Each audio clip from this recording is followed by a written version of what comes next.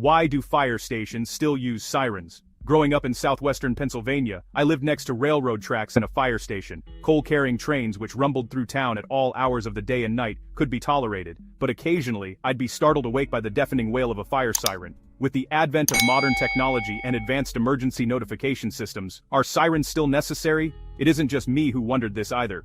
Communities across the country have been raising the same question at their local meetings, with some addressing the issue as early as the 1990s. As it turns out, sirens technically aren't necessary, and whether or not they're used at all is a local decision, according to the National Volunteer Fire Council. Although no law mandates their use, many departments have fought to keep them in place, despite complaints from annoyed residents. Chris Hash, of the Easton Volunteer Fire Department in Maryland, wrote in a blog post that sirens are needed because other communication devices, like pagers and cell phones, are not infallible. Batteries die. Pagers and cell phones are not on the person, and text messaging and smartphone apps like Active 911 are often delayed, with some calls not coming through at all, Hash wrote. The National Fire Protection Association recommends that there are at least 2 reliable means to alert firefighters of an emergency. Plus, there's no missing or mistaking a fire siren. When you're out working in the yard on a lawnmower, you can't hear your pager, but you can hear that siren. George McBride, a member of the Hillcrest Volunteer Fire Department in Mechanicville, New York, where a debate arose over whether to replace a siren that had been disconnected, told the Times-Union in 2014. In addition to notifying firefighters of an emergency, the siren is also used to let local residents know they should remain alert.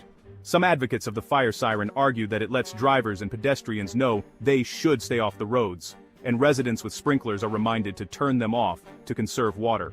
One fire department in Mitchell, Ontario, hadn't used its fire siren in nearly a decade, but after a firefighter nearly struck a pedestrian while driving to the fire hall, the town decided to start using it again earlier this year.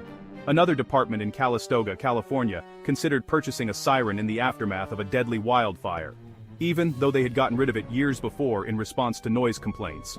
More have joined suit. Duncan Scott, a sales manager at Federal Signal, told the Napa Valley Register in April that departments from all over California have placed orders for sirens after a number of wildfires swept through the state.